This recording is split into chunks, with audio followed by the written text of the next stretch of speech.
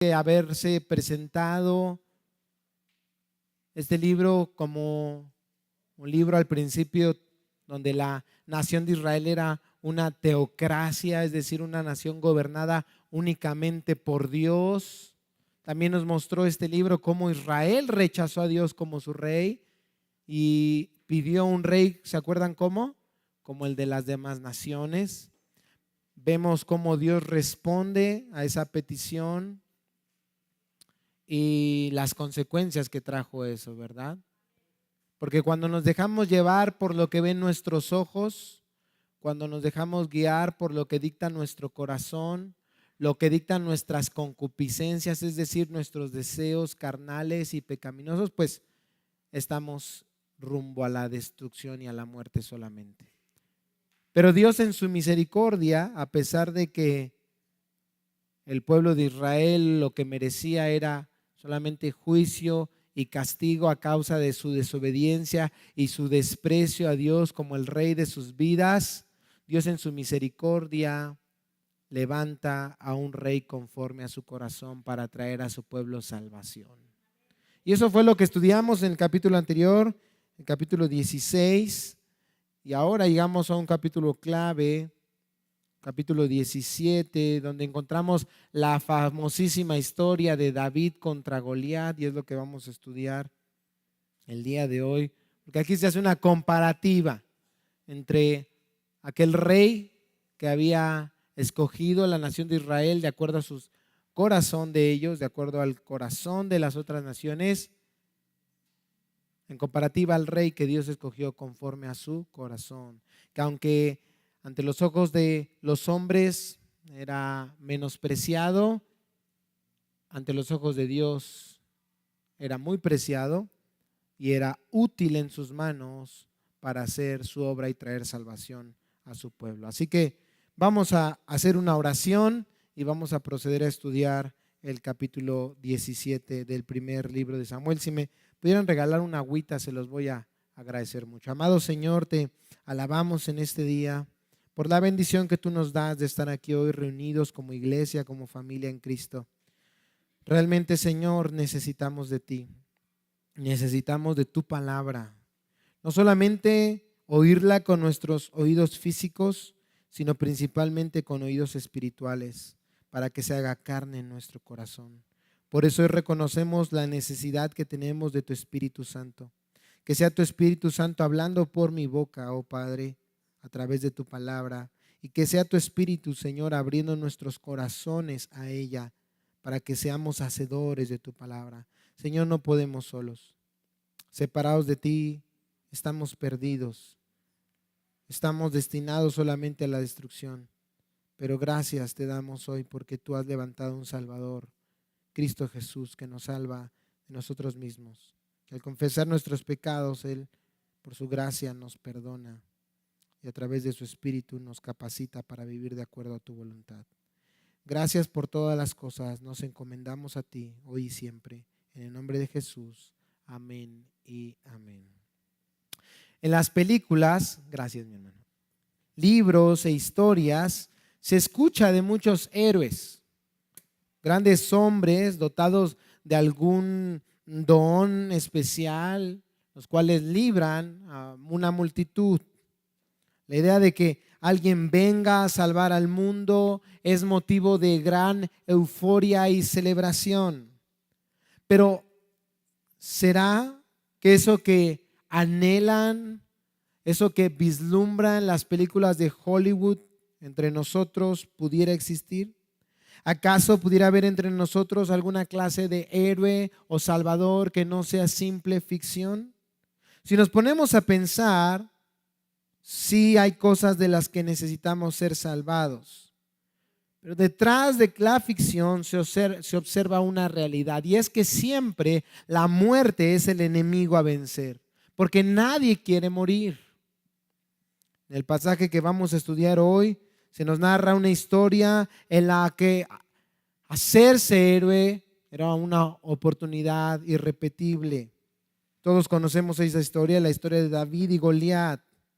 En este pasaje, el autor del libro de Samuel le mostró a su audiencia que cuando Goliat retó al pueblo de Dios, Saúl junto con Israel quedaron atemorizados. Y solo el ungido de Dios, David, fue el único que pudo matar a Goliat porque Dios estaba con él. En este pasaje nosotros podremos aprender que ante la aparición de nuestro enemigo y de nuestra impotencia para salvarnos, la aparición de un Salvador que nos dé la victoria es imprescindible.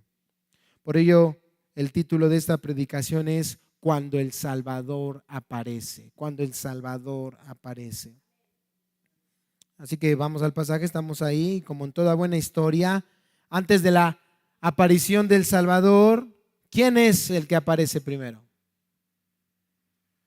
Antes de un Salvador en una película, ¿quién aparece primero?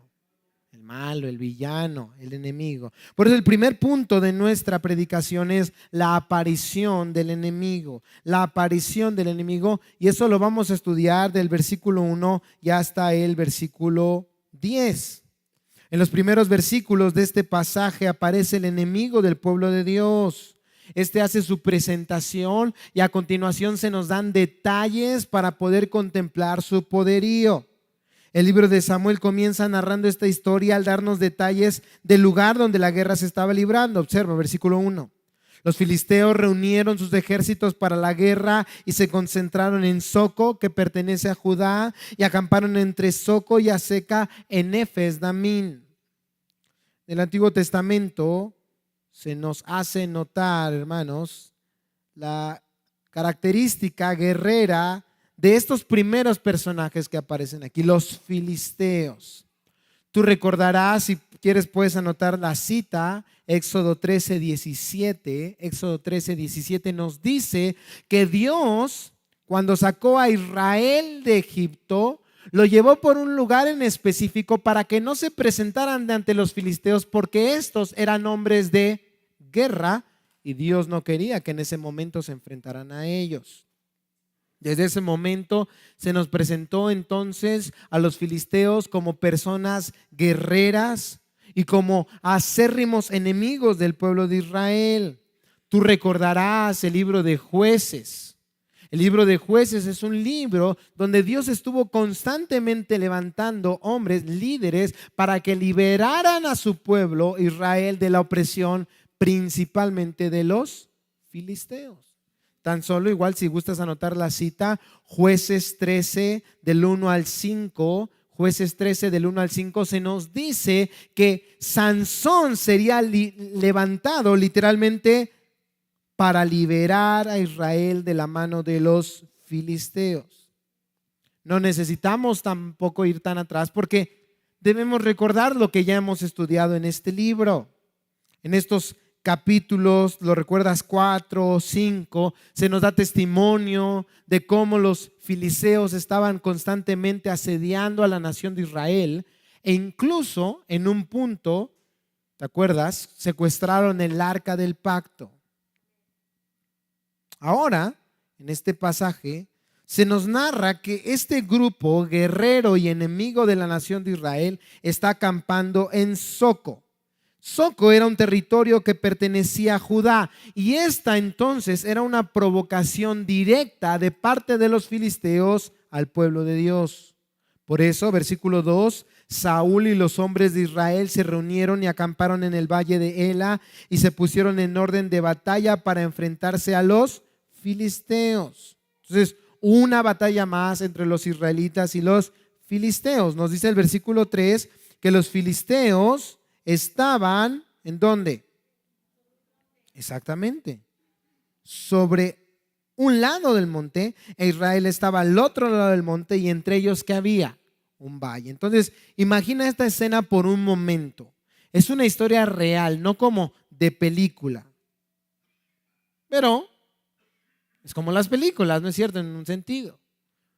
Un equipo de un lado, otro equipo del otro. Un grupo de guerreros de un lado, un ejército de un lado y un ejército del otro. Lo único que los separa de que no se maten entre ellos mismos es un valle. Solo eso, un valle. Los filisteos estaban ahí con el propósito seguramente de adueñarse del territorio israelita. Y los otros, Saúl y los hombres de Israel, sabían lo que pasaría si los filisteos lograban su cometido. Sus bienes, sus hogares, sus familias quedarían expensas de lo que sus enemigos quisieran hacer con ellos. Y no podían permitir que eso pasara. Pero de pronto, cuando la guerra estaba más que declarada, algo roba nuestra atención. Versículo 4. Entonces de los ejércitos de los filisteos salió un campeón llamado, ¿cómo? Goliat de Gat. Por parte de los enemigos de Israel salía al frente Goliat. Y el pasaje lo identifica como un campeón. Es decir, alguien que estaba preparado para luchar cuerpo a cuerpo contra cualquiera de sus enemigos. Entre los soldados, él era el mejor. Y con esa misma dirección se comienza a describir las características de este temible hombre. Versículo 4, cuya estatura, ¿de cuánto era? ¿Qué dice? ¿Les dije el 4? Sí, ¿verdad? Estamos ahí. Entonces de los ejércitos filisteos salió un campeón llamado Goliat de Gat, cuya estatura era de 6 codos y un palmo. Eso equivale a aproximadamente 3 metros de altura. ¿Puedes imaginarlo? Solo para darte una idea, el tamaño promedio de un soldado israelita, el tamaño promedio de un israelita en tiempos del rey Saúl era de 1,70. 1,70, eso era lo que medían aproximadamente los israelitas. Yo, por ejemplo, mido 1,68. Ya cuando no me peino, ya alcanzo el 1,70 con el gallo. Entonces imagínate, Goliat superaba por más de 1 metro esa medida, casi 3 metros. Hoy en día, por ejemplo, los arquitectos dejan un espacio aproximado de 2,70 metros en cada piso de las casas. Claro, varía esto, es un promedio general. Y eso significa que Goliat, en las casas promedio de hoy, aquí en México, tendría que inclinarse para poder entrar y permanecer dentro. No podría estar de pie en todo momento. Entonces te invito a que hoy llegues a tu casa, observes tu techo y te hagas una idea de la estatura que tenía este hombre.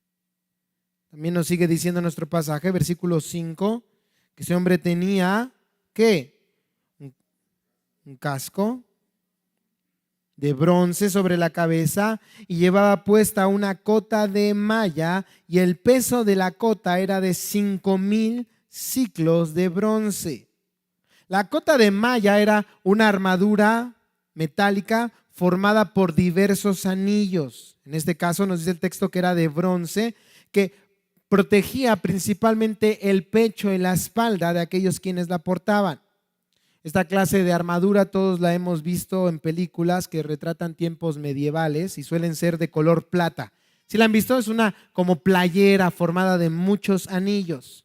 Lo que llama aquí la atención es que la cota de Goliat pesaba, nos dice el texto, 5,000 siclos de bronce. Eso significaba que pesaba alrededor de 57 kilos, casi lo que pesa una mujer que en promedio pues mide 1,60, ¿no? Y dicen las hermanas ahí, de verdad ese es el promedio, hermano. Bueno fuera, dicen las hermanas, ¿verdad? Bueno, pero sí, en realidad es el peso promedio que debería tener una mujer que mide 1,60 m. Entonces una mujer, de ya que podríamos decir es adulta. Entonces todo el tiempo Goliat, te imaginas, estaba cargando ese peso. Esto es increíble.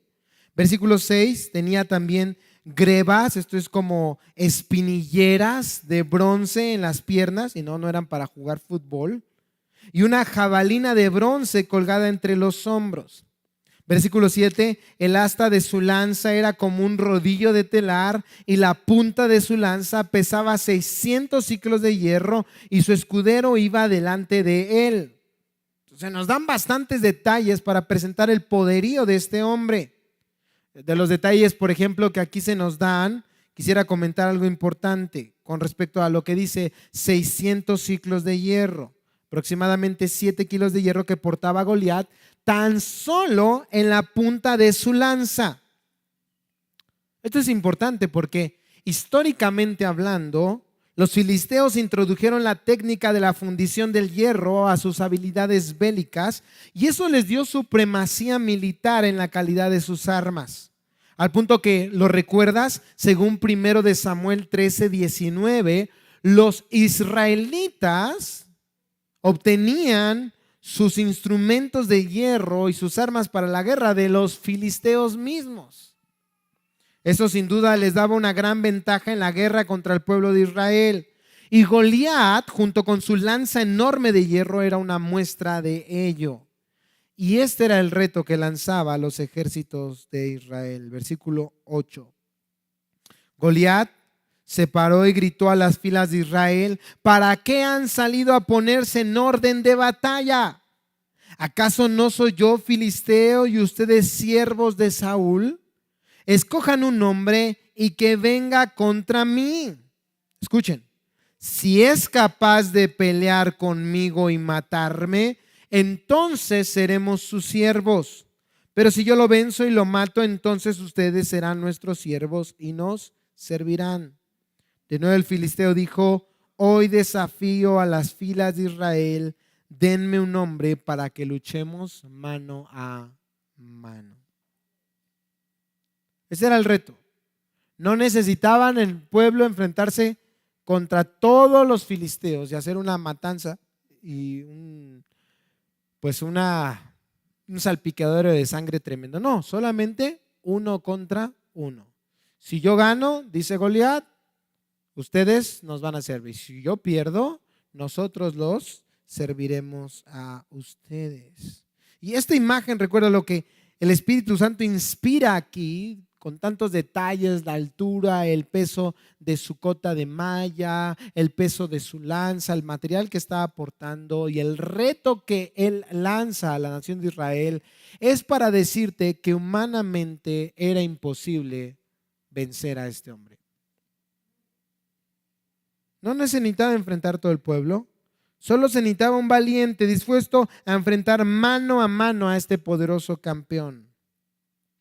Se necesitaba, hermanos, un héroe. Aunque nosotros hoy no nos enfrentamos ante Goliat, gracias a Dios, es un hecho que sí tenemos una guerra, hermanos, y nuestro enemigo es peor que este terrible hombre. Efesios capítulo 6, versículo 12, nos dice que nosotros no tenemos lucha contra sangre y carne, sino contra principados, contra potestades, contra los gobernadores de las tinieblas de este siglo, contra huestes espirituales de maldad en las regiones celestes. El pueblo de Israel se estaba enfrentando ante un peligroso, terrible y mortal enemigo. Pero la realidad es que también hoy nosotros nos encontramos ante una guerra. Ciertamente contra huestes espirituales de maldad, pero sin olvidar la peor lucha que tenemos contra nosotros mismos, contra nuestro propio pecado. ¿Por qué nuestro peor enemigo? Porque el pecado es lo que nos enemista con Dios, lo que nos convierte en sus enemigos, lo que nos lleva a la muerte. Nuestro enemigo es más peligroso que Goliat porque nos separa no solo de cosas terrenales, sino principalmente de Dios. Romanos 3:23 dice: por cuanto todos pecaron, todos han sido destituidos de la gloria de Dios. Nuestro enemigo es más terrible que Goliat porque nos lleva no solo a la muerte física, sino también a la muerte eterna. Romanos 6:23 dice que la paga del pecado es ¿qué? Muerte. La pregunta es: ¿qué podemos hacer ante esta guerra? O mejor aún, ¿qué hemos hecho? ¿Hemos logrado vencer a nuestro adversario? La realidad de todo hombre es que cuando el enemigo apareció, a la par, mis hermanos, apareció nuestra impotencia. Observa, vamos al punto número 2 de nuestra predicación: la aparición de nuestra impotencia. Y eso lo vamos a estudiar del versículo 11 hasta el versículo 25. Ok, y este hombre lanza el reto. ¿Y cuál es la respuesta de Saúl y de Israel? Versículo 11: cuando Saúl y todo, ¿cuánto? Todo Israel oyeron estas palabras del filisteo, se acobardaron y tuvieron gran temor. Ahí está. ante la ya descrita apariencia de Goliat, el texto nos dice literalmente que Saúl y todo Israel estaban muertos de miedo. Versículos más adelante se describe esto. Versículo 24 dice: cuando todos los hombres de Israel vieron a Goliat, huyeron de él y tenían gran temor. ¿Te imaginas? Como cuando los niños están jugando lobo, estás ahí, ¿no? Va el lobo. ¿Y qué hacen los niños? ¡Ah! Y van a correr. Y ahí ve a la bola de chamacos correr. Así me imagino ahí a Goliat persiguiendo a estos ratoncillos cobardes. Es aquí, hermanos, cuando comenzamos a ver el propósito por el cual esta historia se nos narra exactamente aquí, capítulo 17.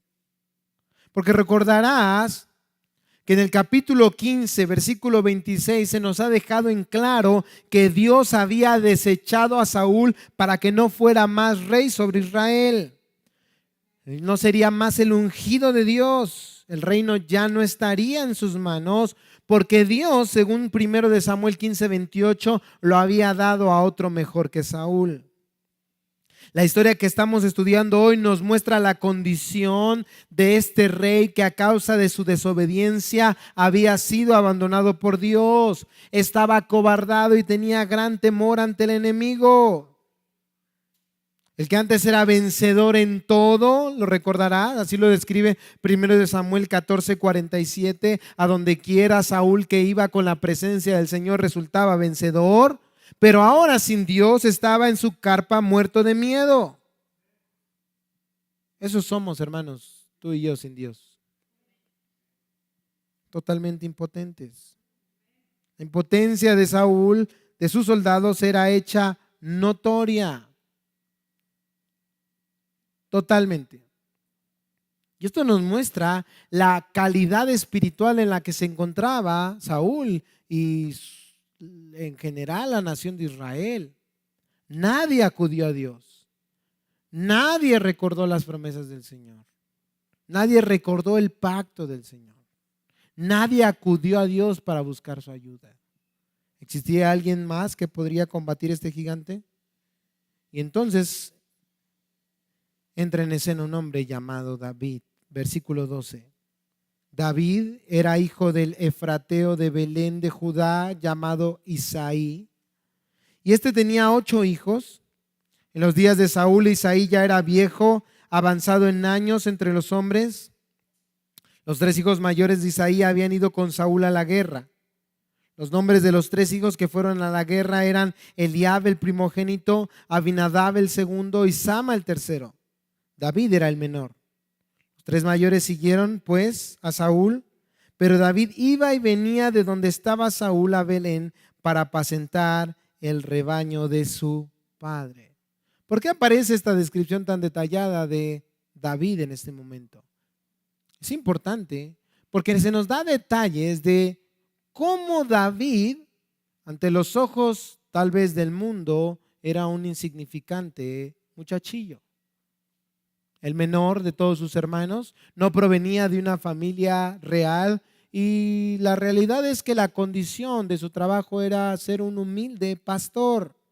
Sin embargo, recordamos que aunque David era menospreciado ante los ojos de este mundo, era útil en las manos de Dios. Versículo 16. Durante 40 días el filisteo vino mañana y tarde presentándose ¿en qué? Desafío. ¿Te imaginas? 40 días, día y noche, y no hubo nadie de Israel que quisiera enfrentarse a este hombre. Y dijo Isaí a su hijo David: lleva ahora a tus hermanos un efa de grano de tostado y estos 10 panes y corre al campamento a donde están tus hermanos.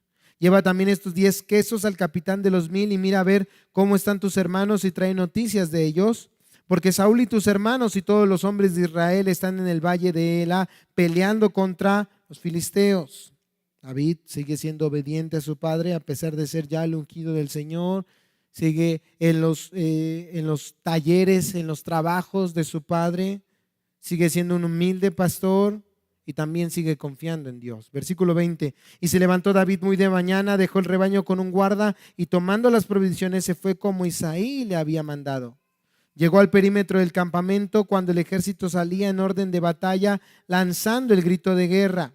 Versículo 21. E Israel y los filisteos se pusieron en orden de batalla, ejército contra ejército. Llegó exactamente en este momento. ¿Usted cree que era casualidad? No, era Dios quien estaba acomodando todas las cosas. Entonces David dejó su carga al cuidado del que guardaba el equipaje y corrió a la línea de combate y entró a saludar a sus hermanos. Mientras hablaba con ellos, el campeón, una vez más se resalta, el campeón, el filisteo de Gat llamado Goliat, subió de entre las filas de los filisteos y habló las mismas palabras de su desafío. ¿Te acuerdas qué palabras?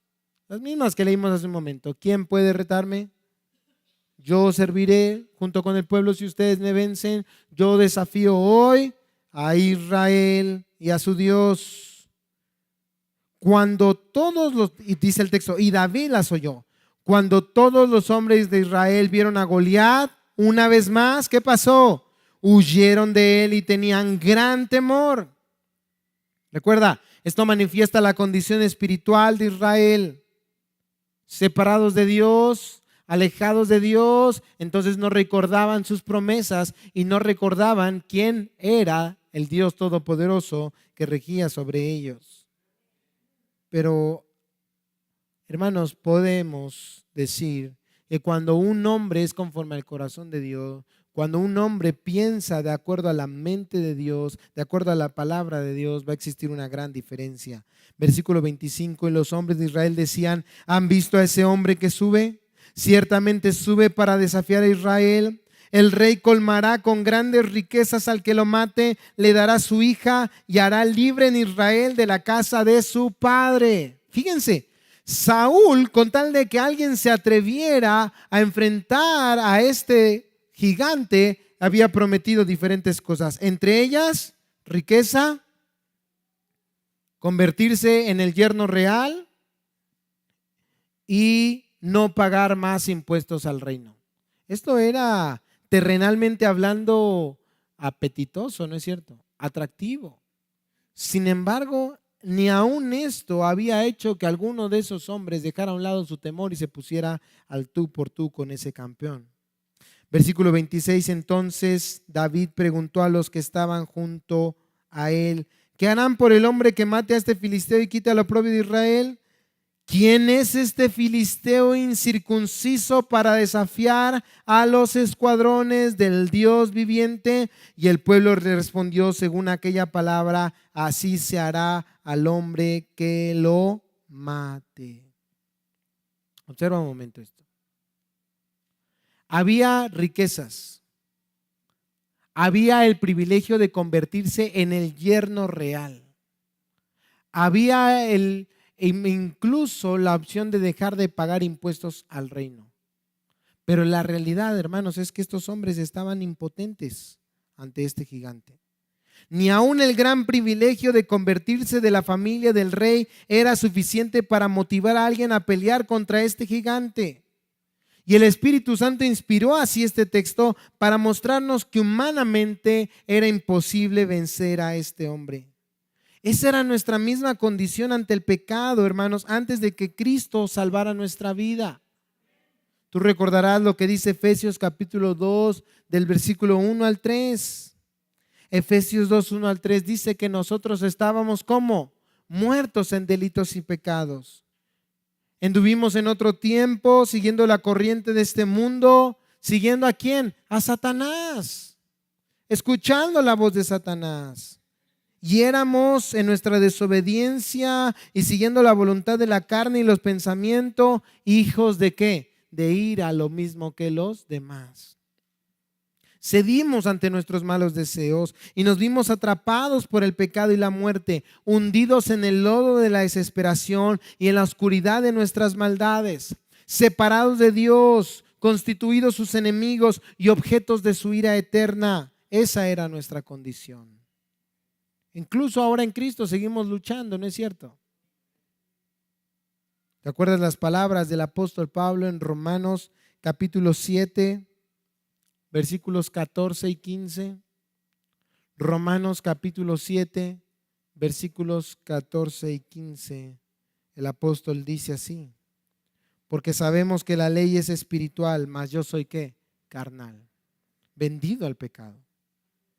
Porque lo que hago no lo entiendo, pues no hago lo que quiero, sino lo que aborrezco, eso hago. ¿Eso lo escribió Pablo antes de venir a Cristo? No. Eso lo escribió Pablo ya como cristiano, ya como apóstol del Señor Jesucristo. Él seguía luchando contra el pecado. ¿Y a poco no es esa nuestra misma condición? Seguimos luchando. Por eso exclamamos juntamente con él, versículo 24, miserable de mí. ¿O no nos hace sentir así el pecado cuando nos domina? Miserables, miserable de mí. ¿Quién me librará de este cuerpo de muerte? Así como Saúl e Israel, impotentes ante sus enemigos, somos igual de impotentes cuando tratamos de librar la lucha en nuestra propia fuerza. Y a lo mejor como Saúl, tratamos de motivarnos a nosotros mismos, ¿no? Tienes deseos de pecar, haz 20 sentadillas, y si haces 20 sentadillas, bueno, a lo mejor no te vas a ir a pecar, pero sí te vas a ganar un chocolate, ¿no? O incluso con amenazas, a lo mejor no regalías, pero sí amenazas. Haz esto, si no te vas a ir al infierno. O deja de hacer eso, si no te vas a ir al infierno. O ven la consecuencia. Pero la realidad, hermanos, es que de eso es verdad en un sentido, pero no cambia nuestro corazón, ¿se dan cuenta? No nos da el poder, esa es la realidad. La ley ha existido desde hace miles de años. El no matarás, no robarás, no dirás falso testimonio. ¿Eso cuánto tiempo tiene entre nosotros? Muchísimo tiempo. ¿Y por qué la humanidad sigue así? Por el pecado que mora en nosotros. No porque la ley sea mala, ¿te acuerdas? Lo explica Pablo. ¿Quiénes son los malos? Nosotros. Necesitamos no solamente escuchar el no matarás, no robarás. No necesitamos una motivación extra. Bueno, voy a hacer esto para que Dios me bendiga. Eso no cambia, hermanos, nuestro corazón. Necesitamos un Salvador. Alguien que venga a transformar nuestro corazón. Esa es la realidad. Necesitamos la ayuda de alguien más. Necesitamos ser rescatados de nuestra condición. Necesitamos, punto número 3 de nuestra predicación, la aparición del Salvador. Ahora sí, versículo 26. Entonces David preguntó a los que estaban junto a él: ¿qué harán por el hombre que mate a este filisteo y quite el oprobio de Israel? Ya saben que iba a ser el rey, riquezas, familia real, libre de impuestos. Pero observen la segunda pregunta: ¿quién es este filisteo incircunciso para desafiar a los escuadrones del Dios viviente? En medio del temor que vivía Saúl y el ejército de Israel, entonces aparece David. Aquel que no perteneciendo al ejército de los israelitas, capítulo anterior, había sido ungido ya como rey y sobre cual el Espíritu del Señor había venido poderosamente. Su reacción ante la amenaza del campeón filisteo no es de temor, sino de intriga. Como un filisteo, dice el texto, incircunciso. Esa palabra es importante. Incircunciso se atrevía a desafiar a los escuadrones del Dios viviente. David se estaba preguntando: ¿qué pasa con aquellos en los que la circuncisión, ¿te acuerdas qué es la circuncisión? Mostraba que Dios estaba con ellos. Era la señal del pacto, ¿te acuerdas? ¿Cuál pacto? El que Dios hizo con Abraham. Yo bendeciré a los que te bendijeren y maldeciré a los que te maldijeren. Si alguien hace guerra contra ti, yo haré guerra contra ellos. ¿Pero alguien se había acordado de ese pacto? Nadie. Nadie estaba pensando bíblicamente, nadie estaba pensando de acuerdo a la palabra de Dios, excepto un hombre llamado David. ¿Cómo uno de los que están fuera del pacto de Dios, un incircunciso, podía estar llenando de oprobio, de molestia, de temor a aquellos que conocían, se supone, al Dios vivo, al Dios viviente? A pesar de que la primera pregunta de David es: ¿qué es lo que se hará por este hombre? No va a ser la motivación de David las riquezas, el ser el yerno del rey, el estar libre de impuestos. De hecho, eso lo observamos al final. Sabemos cómo termina esta historia. David vence a Goliat y él nunca reclama la recompensa, porque la motivación de David era la gloria de Dios. ¿Cómo puede ser que un hombre esté vituperando el nombre del Señor, trayendo oprobio al pueblo de Dios? Hermanos, es importante que nosotros dejemos de pensar en la manera en la que piensa este mundo. Es una vez más el llamado: no te dejes de llevar por lo que ven tus ojos. Estos hombres una vez más se dejaron llevar por lo que vieron sus ojos. 3 metros, cota de malla, espinilleras, espada grande, lanza grande, escudero. No, estamos perdidos. Su mente no estaba pensando de acuerdo a la palabra de Dios. Pero hubo un hombre que no se fijó en lo que veía en sus ojos, sino en lo que Dios decía en su palabra. Y dijo: ¿quién es este incircunciso? ¿Quién es este incircunciso? Versículo 28. Eliab, su hermano mayor, oyó cuando él hablaba con los hombres, y se encendió la ira de Eliab contra David. Y le dijo: ¿para qué has descendido acá? ¿Con quién has dejado aquellas pocas ovejas en el desierto? Fíjense el menosprecio de su propio hermano. Yo conozco tu soberbia y la maldad de tu corazón, y que has descendido para ver la batalla. Hay desprecio y hay calumnia. Pero David respondió: ¿qué he hecho yo ahora? ¿No fue solo una pregunta? David, hermanos, sabía bien qué era lo que le estaba motivando. No era ver la batalla, no era soberbia, no era orgullo. Era, hermanos, la gloria de Dios. Versículo 30. Entonces se apartó de su lado hacia otro y preguntó lo mismo, y el pueblo respondió lo mismo que antes. Cuando se supieron las palabras que David había hablado, fíjense, hasta se asombraron, ¿no? Nadie había hablado hasta ese momento como David. Por eso se lo dijeron a Saúl, y él lo hizo venir. Oye, rey, aquí hay uno que dice incircunciso y que desafía. A lo mejor este se quiere enfrentar. Y dijo David a Saúl: observa estas hermosas palabras. Aquí está el corazón, el centro de este capítulo.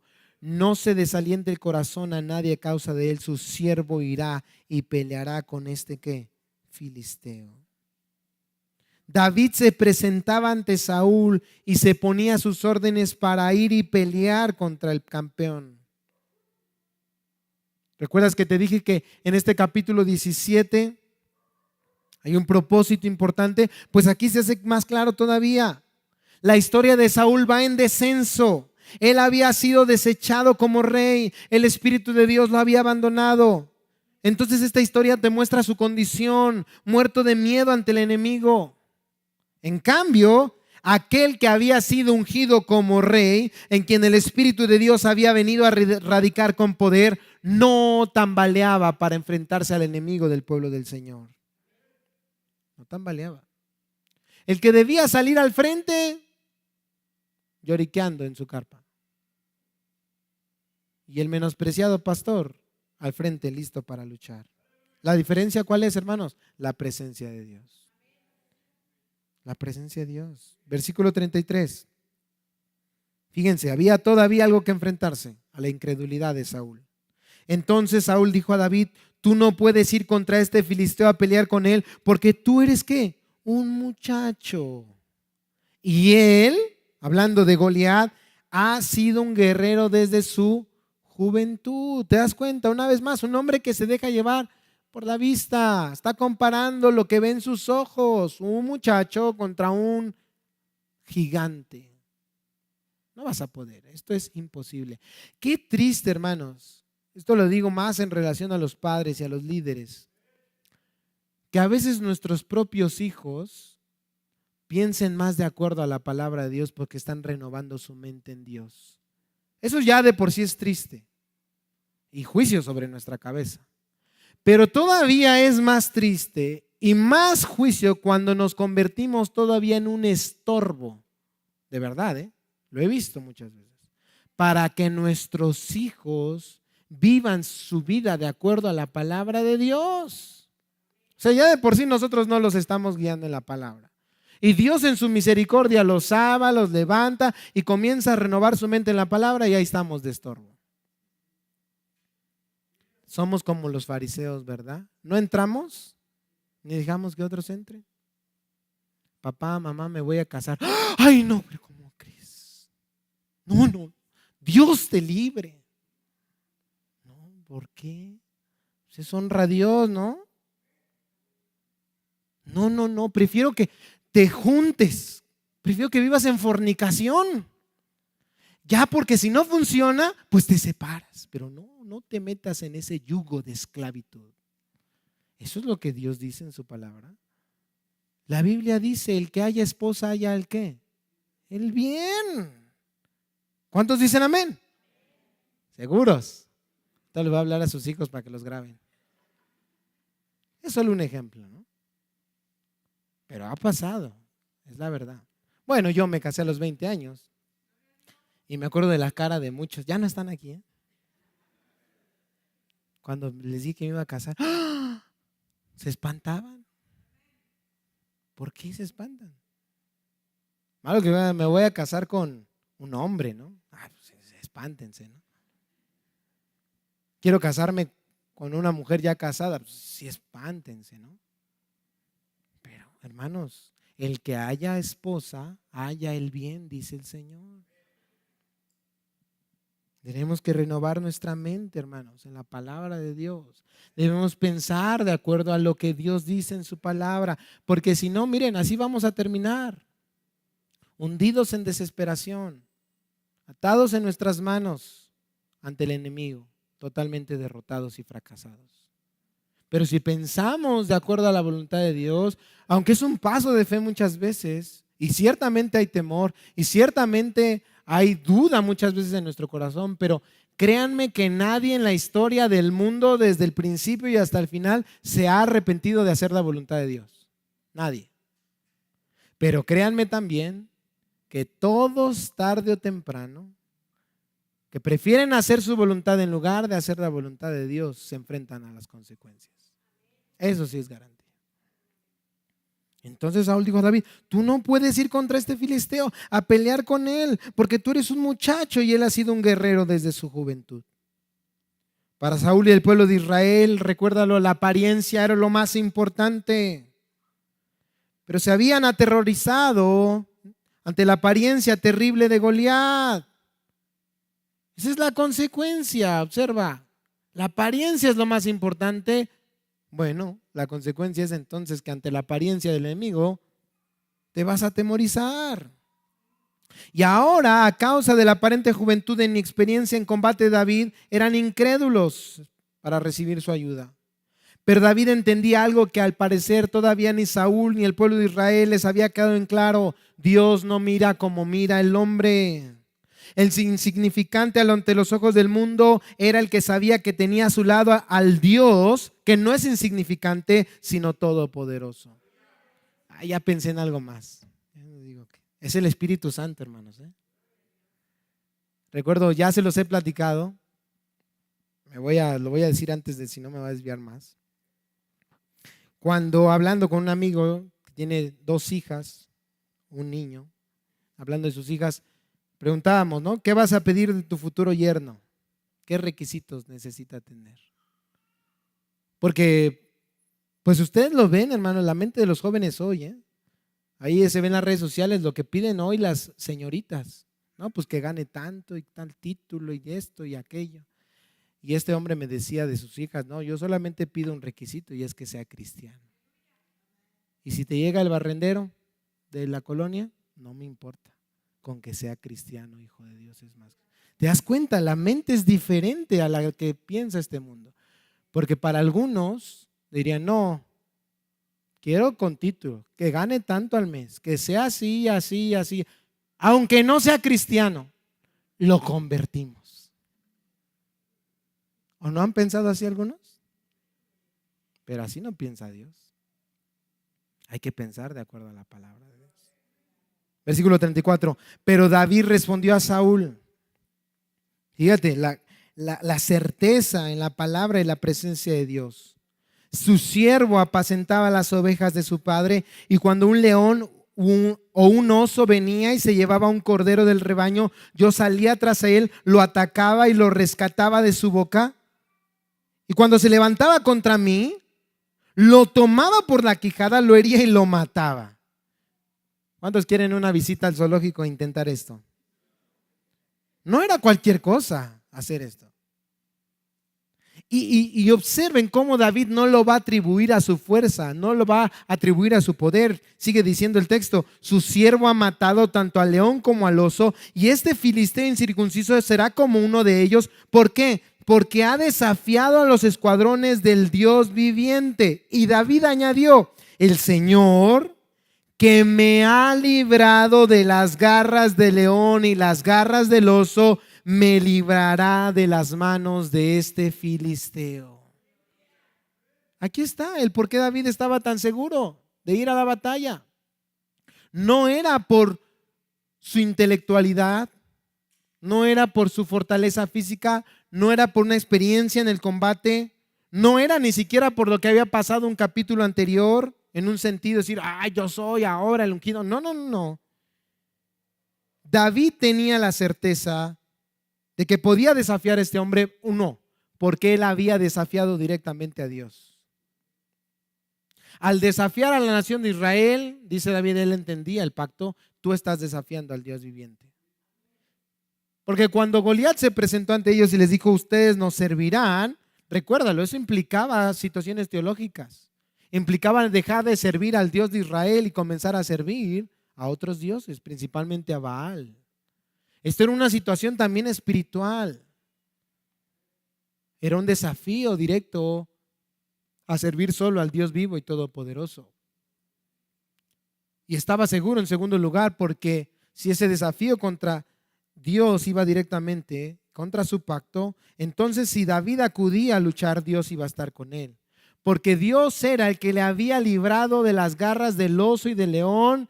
Y dice, bueno, este insignificante hombre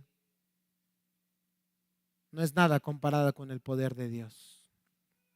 Observa cómo Saúl comparó al gigante con David, o a David con el gigante. David hizo lo contrario. David comparó al gigante ¿con quién? Con Dios. Con Dios. Ese es el punto, hermano. No era Saúl, no era el gran ejército de Israel. ¿Y qué crees? Tampoco es David. David no es el salvador de esta historia, ¿eh? Es Dios, amado hermano. Era el Señor, dice el texto, quien libraría a su pueblo del enemigo.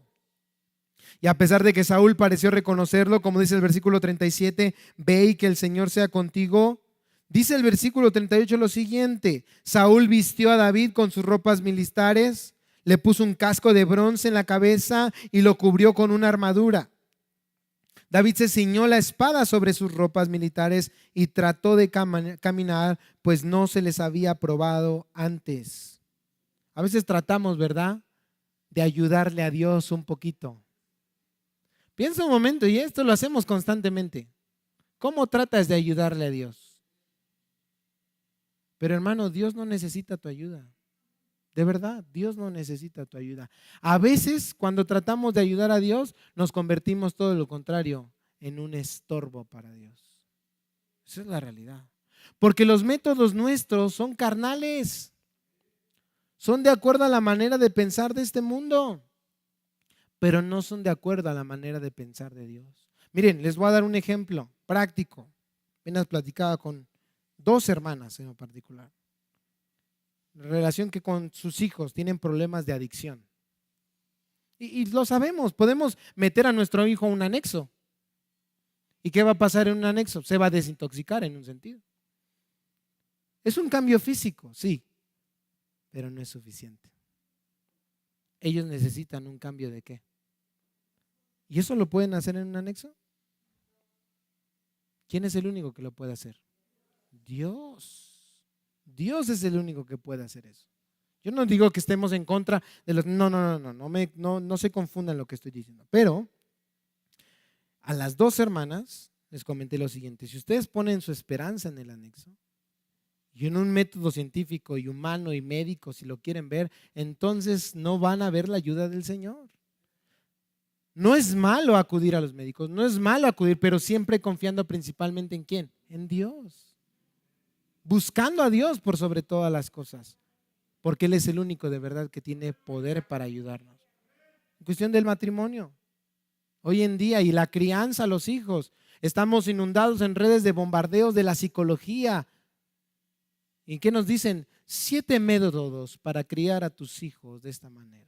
7 métodos para llevar un matrimonio. Cuando Dios dice, sujétate a mi palabra, y eso es más que suficiente. Obedece mis mandamientos y entonces vas a encontrar la bendición del Señor. Pero no, hermanos. Queremos darle una ayudadita a Dios, pero eso no sirve.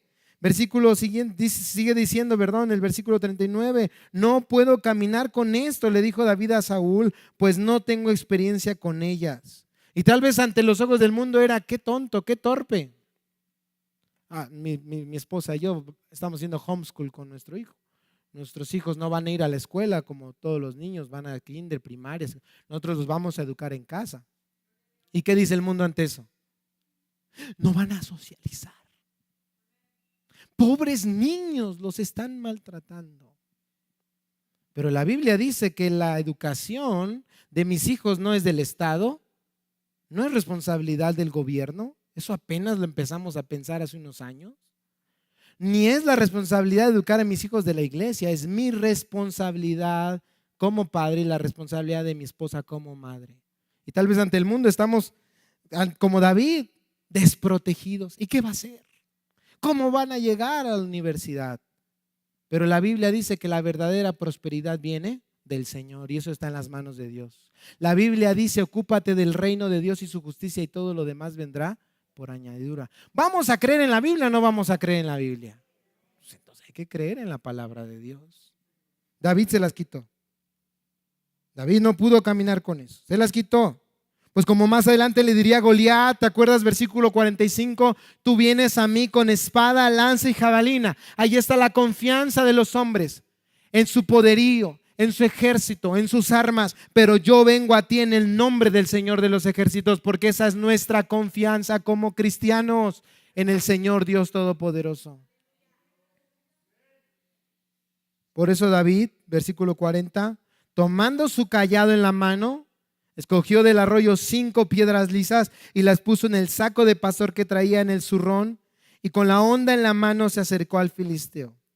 En todo esto el cayado, piedras, zurrón, una pequeña bolsa, la honda, no eran armas súper sofisticadas. De hecho, ni el zurrón ni el cayado eran armas. El zurrón era una pequeña bolsa de piel para guardar todo tipo de artefactos, y el cayado un bastón para conducir a las ovejas a pelear contra los rusos con tu bastón de viejito y tu bolsa del mandado, ¿no? Todo esto en conjunto demostraba lo que David era, un humilde pastor, pero que confiaba en Dios. Mira, no podemos entender este pasaje correctamente si no entendemos que David es un tipo de Cristo. Esto no se está apuntando a Cristo. Él no se está apuntando a quién es el Salvador verdadero de su pueblo. ¿Recuerdas lo que se decía de Cristo? ¿De Nazaret puede salir algo bueno? ¿No es este el hijo del carpintero? Y hay muchas coincidencias con David. No, perdón, no son coincidencias. Similitudes perfectas en las manos de Dios. David era de Belén, igual que ¿quién? Que Cristo. La prioridad de David era la gloria de Dios. Tenía celo por Dios. Cristo estaba enfocado también en glorificar y hacer la voluntad de su Padre. Y tenía celo, ¿te acuerdas? El celo por tu casa ¿qué? Me consume. David fue rechazado por los suyos, por sus propios hermanos. Lo vimos hace un momento, ¿te acuerdas? ¿Para qué has venido? Al igual que Cristo fue rechazado. A los suyos vino, mas a los suyos no le recibieron. David se ofreció voluntariamente para ir a la batalla, al igual que ¿quién? Al igual que Cristo, para venir a salvarnos. David estaba confiado en que Dios le daría la victoria. Y esta refleja la confianza plena que tenía Cristo con su Padre. ¿Te acuerdas? Dice 1 Pedro 2:23 que él no abría su boca, sino que encomendaba todas las cosas a aquel que juzga justamente. Observa cómo David, cuando lo menospreciaron sus hermanos, él no chistó, él no se enojó, porque él estaba más preocupado, ¿por qué? Por la gloria de Dios que por su propia gloria. Y esto es una enseñanza importantísima, hermanos, para nosotros, porque a veces nosotros estamos más preocupados por lo que la gente dice de nosotros que por lo que la gente dice de Dios. Y a veces nos enojamos más por lo que la gente dice de nosotros que por lo que la gente piensa acerca de Dios. Pero eso se llama orgullo. Y eso es pecado ante los ojos de Dios. Pero créanme que si entendiéramos o si tuviéramos celo de parte de Dios por su gloria y no por la nuestra, aún estaríamos dispuestos a confesar nuestros pecados. ¿Y qué van a pensar de mí? Pues ¿qué pueden pensar, hermanos? Que somos pecadores. ¿Y no es lo que somos? Que somos malvados. ¿Y no es lo que somos? Que solo Dios puede ayudarnos. Y no solo Dios puede ayudarnos. No tengas temor de confesar tu pecado. Confiesa tu pecado. Un hermano, una hermana, acércate. Estoy luchando contra este pecado. ¿Me avergüenza? Sí, me avergüenza, pero necesito la ayuda de Dios. ¿Qué van a pensar de ti? Créeme que no van a pensar más allá de lo que tú eres, porque eres peor. Somos peores de lo que ellos puedan llegar a pensar. Pero gloria a Dios, porque en Dios encontramos misericordia y perdón. Hace estas semanas he estado recordando constantemente aquel versículo de Proverbios. No lo olvides. El que encubre sus pecados no prosperará, pero el que los confiesa y se aparta de ellos alcanzará ¿qué? Misericordia. Misericordia. Gracias a lo que Cristo ha hecho. David era pastor de ovejas y las defendía, y defendió al pueblo de Israel al pelear contra Goliat. Cristo, hermanos, dio su vida. ¿Por quién? ¿Te acuerdas? Yo doy mi vida por mis ovejas, dijo el Señor. David salvó a su pueblo de quedar en esclavitud. Si perdía el pueblo, quedaría esclavo. Y Cristo fue nuestro David, porque Cristo venció a la muerte en la cruz y nos salvó de la esclavitud del pecado. Esto es hermoso. Agradezco en lo particular esto. Escuché al hermano Daniel, que ha estado viniendo, ¿verdad? Daniel Gómez de Monterrey. Escuché una predicación del hermano Samuel Barceló acerca de esto, Cristo y David, hermoso. Agradezco por ello. Y también al hermano Luis Contreras, pastor también de Grace Community Church en español. Hermoso esto, de verdad glorioso. Algo que comentaba pastor Luis era acerca de cómo David, todavía no siendo rey, era el ungido, pero no era el rey todavía. Pero ya sentía, hermanos, también ese amor por las ovejas, ese amor por salvar al pueblo, cuando no tenía todavía el título. Y el que era el rey estaba ahí lloriqueando. Esto nos muestra a Cristo, esa es la realidad. Él dio su vida por nosotros. Él es el rey, hermanos, y Él no nos necesitaba. Nosotros somos quienes necesitamos a Él. Y en su gracia Él se acordó de nosotros y nos extendió su mano para salvarnos, hermanos. Si alguien, hermanos, somos nosotros en la historia, no es David. En muchas iglesias, ¿cómo se predica este pasaje? Tú eres David y tienes que vencer a tu Goliat, ¿no es cierto? Vence a tus Goliats. No, hermanos, si alguien somos nosotros en la historia, no es David. Somos Saúl y el pueblo, cobardes, impotentes, vencidos por nuestros enemigos, condenados a morir. Y eso es lo que merecemos, juicio. Ok, pudo haber dicho Dios, ¿quieres dejarte llevar por la apariencia? Ahí está, tu monstruote de 3 metros, acaba con ellos. Era lo que merecía el pueblo. Es lo que merecemos nosotros. Pero si nos quedamos hasta ahí, no es el evangelio. Porque a veces es cierto, lo merecemos y el mundo, nuestro corazón y Satanás vienen y nos recuerdan eso y quieren condenarnos. Pero hermano, hoy yo te digo, no escuches lo que el mundo dice, No escuches ni siquiera a tu corazón, ni mucho menos a Satanás, porque tú sabes bien quién es quien pelea nuestras batallas. Pablo dice en 1 Corintios 1, versículos 23 al 24, inspirado por Dios, 1 Corintios 1, 23 y 24, pero nosotros predicamos a Cristo crucificado, para los judíos ciertamente tropezadero y para los gentiles locura, mas para los llamados, así judíos como griegos, Cristo, poder de Dios y sabiduría de Dios. Él es quien pelea nuestras batallas. En medio de nuestra impotencia y de nuestra debilidad ante Satanás, el pecado y la muerte, podemos poner nuestra confianza en el poder de Dios que se ha manifestado en Cristo Jesús, Señor nuestro. El único que tiene poder para vencer el mal.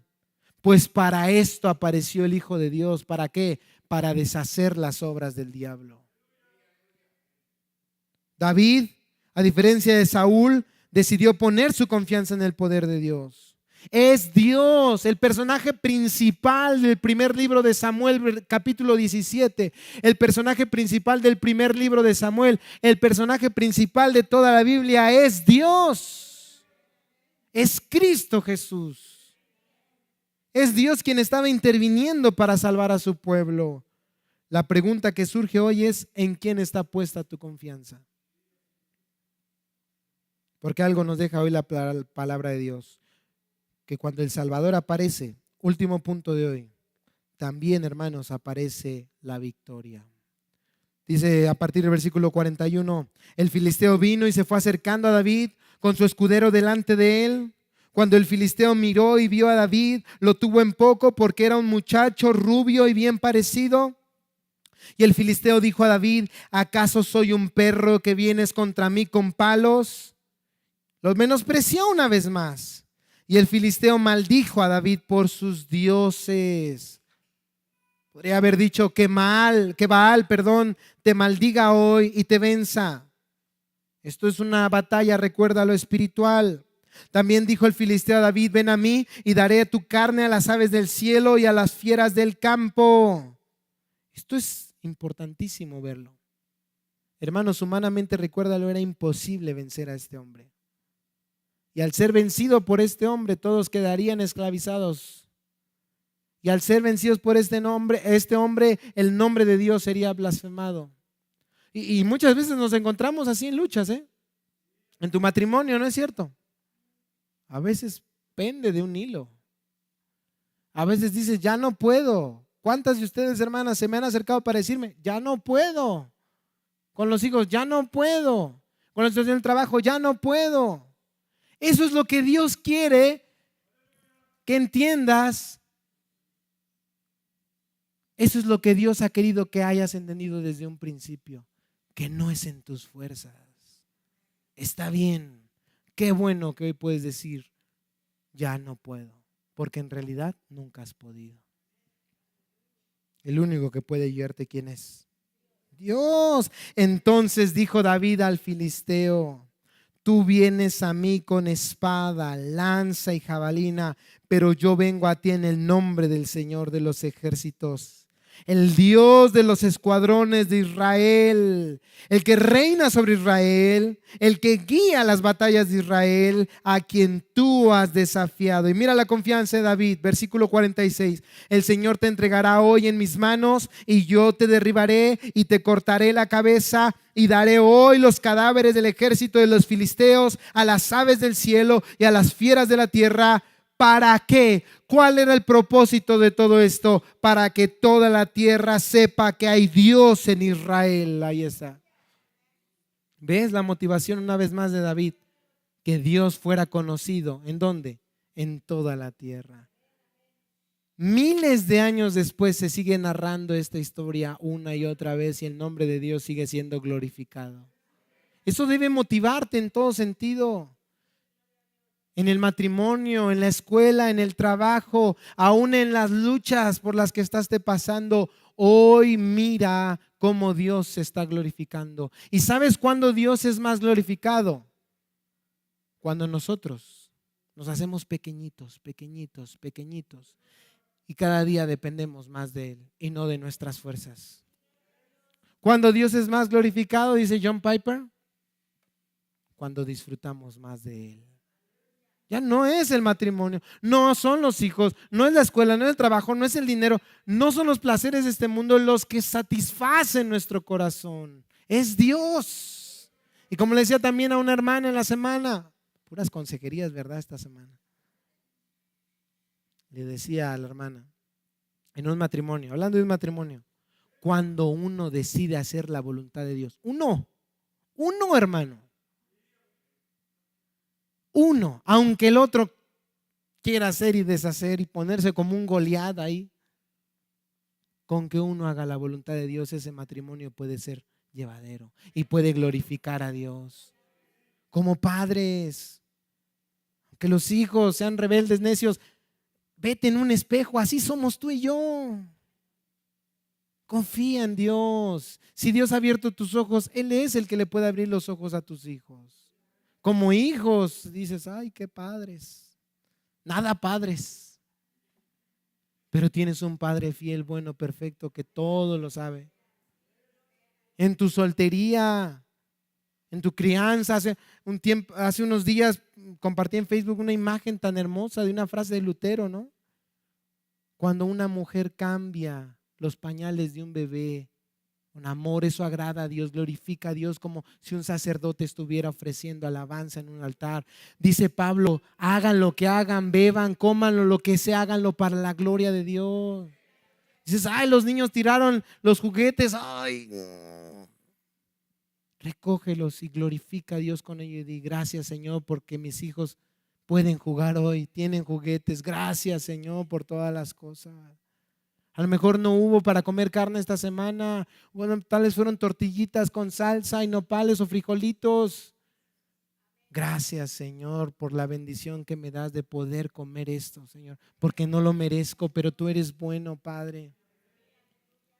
Glorifica a Dios en todo lo que hagas. Puede ser insignificante ante el mundo, pero para Dios tiene valor.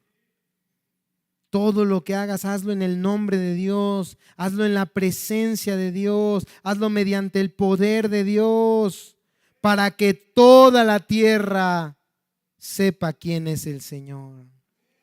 Versículo 47, y para que toda esta asamblea, es decir, la nación de Israel, sepa, escucha mi hermano, mi hermana hoy, que el Señor no libra ni con espada ni con lanza, porque la batalla es del Señor y Él lo entregará a ustedes en nuestras manos. La victoria, hermano, no llega a través del poder humano, no llega a través de la sabiduría humana. Tú sabes las luchas que has estado pasando, pero tú también sabes cómo las has tratado de estar resolviendo. Mediante el poder humano. No. Todo hazlo mediante el poder de Dios. A veces sí, tenemos que usar los medios que Dios nos ha dado. Llámese el doctor, llámese el abogado, llámese la escuela, llámese el maestro, llámese el trabajo. David iba con piedritas, ¿no? Pero puso su confianza en las piedritas. ¿En dónde estaba su confianza? En el poder de Dios. Porque el Señor no libra con espada y con lanza. No era Saúl, no era el rey de Israel, no eran los ejércitos, no era David, ni siquiera. Era la presencia de Dios, hermano. Esto le dijo el Señor a su pueblo antes de entrar a la tierra prometida en cuanto a las naciones gentiles en Deuteronomio 31:6. No lo busques, solo escúchalo. Deuteronomio 31:6 dice, sean firmes y valientes, no teman ni se aterroricen ante ellos, porque el Señor tu Dios es el que va contigo, no te dejará ni te desamparará. Y es hermoso porque el autor de la carta a los Hebreos, ¿qué nos dice a nosotros? ¿Cuál es la promesa de Dios? Nunca te dejaré, nunca te desampararé. La victoria era segura solo porque Dios estaba con ellos. A través de ese muchachito llamado David, el ungido de Dios, Dios estaba estableciendo su victoria. Versículo 48. Sucedió que cuando el filisteo se levantó y se fue acercando para enfrentarse a David, este corrió rápidamente hacia el frente de la batalla para enfrentarse al filisteo.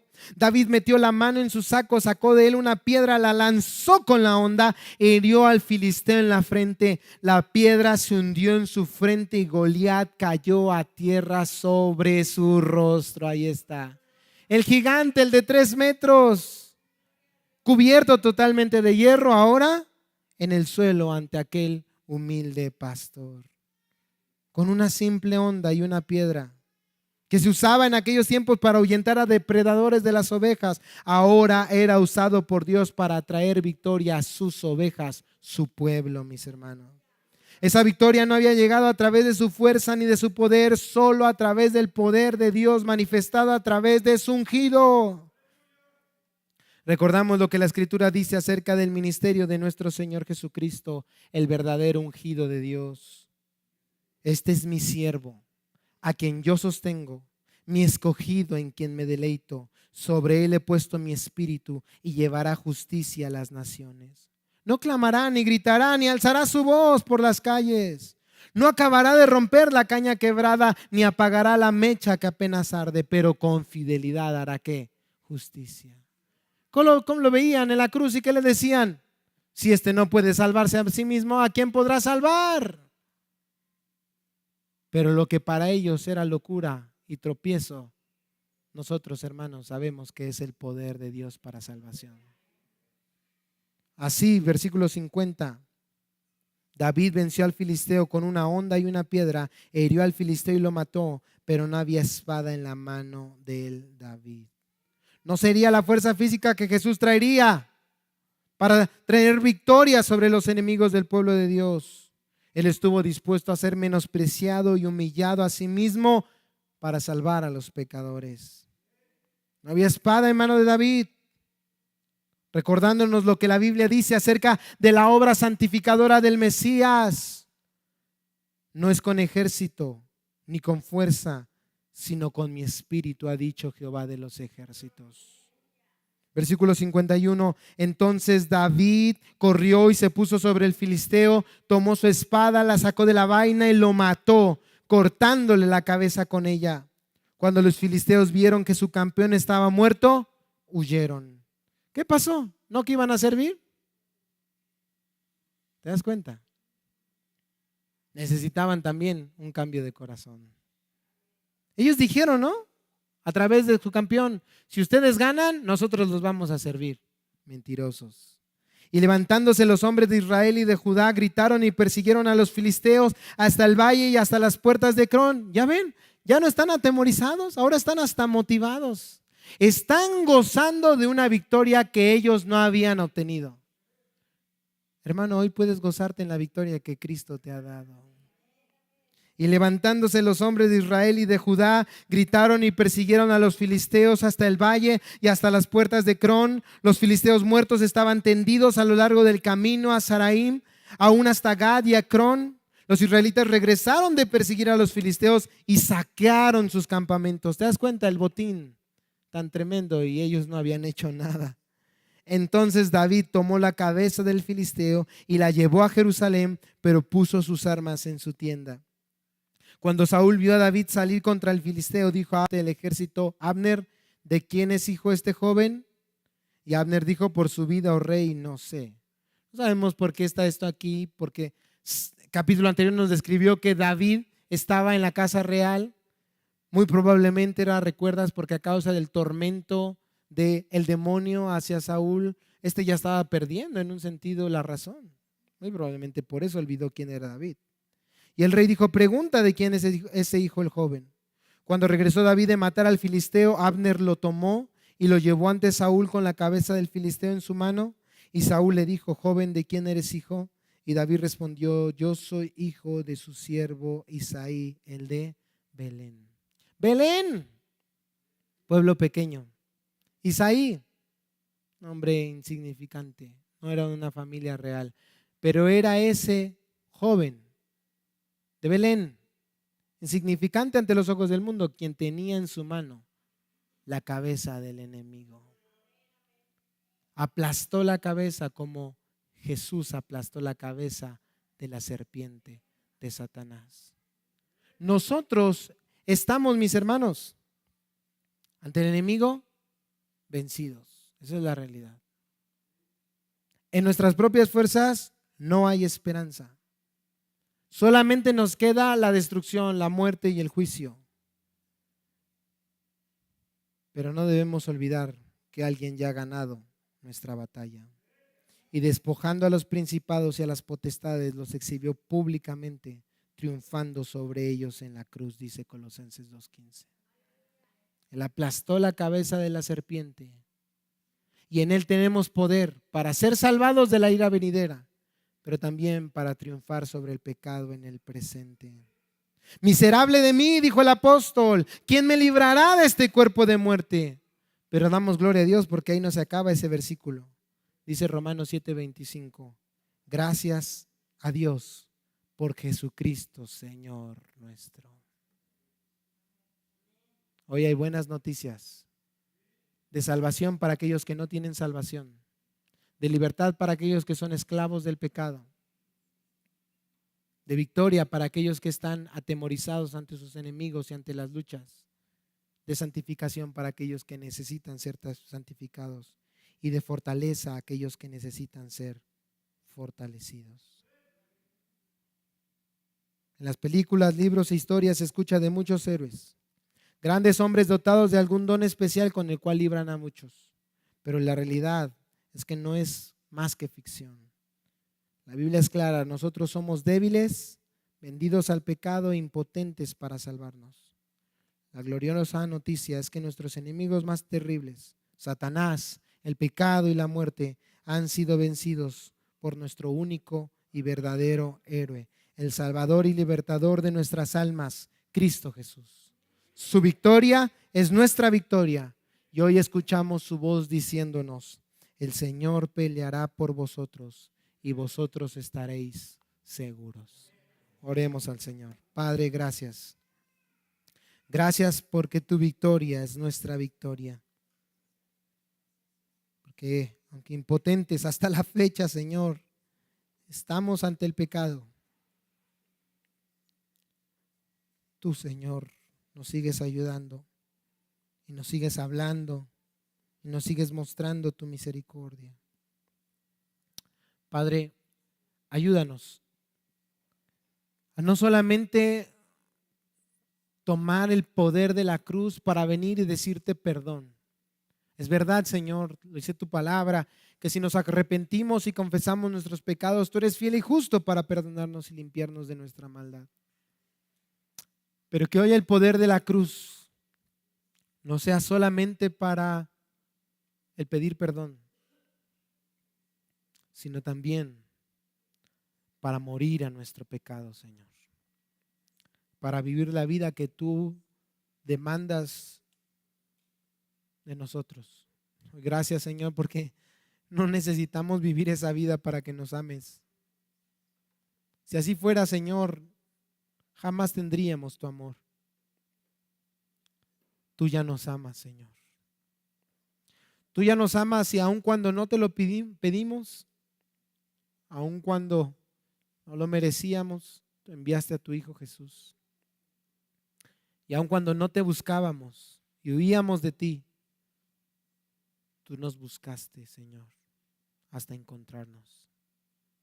Y ahí, hundidos en el lodo del pecado y de la desesperación, te levantaste, Señor, como poderoso gigante para pelear nuestras batallas.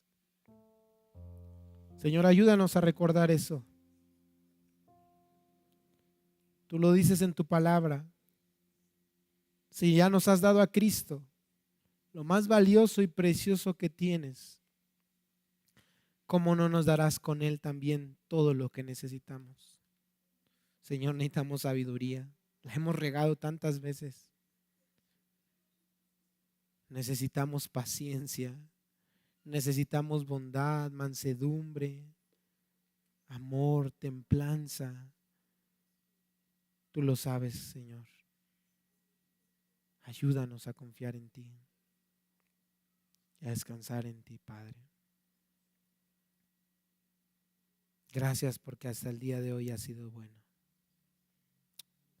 Y hoy queremos venir ante ti y participar de esta mesa que nos recuerda tu amor, que nos recuerda que a través de tu vida y tu muerte podemos tener victoria, Señor. Tenemos ya victoria.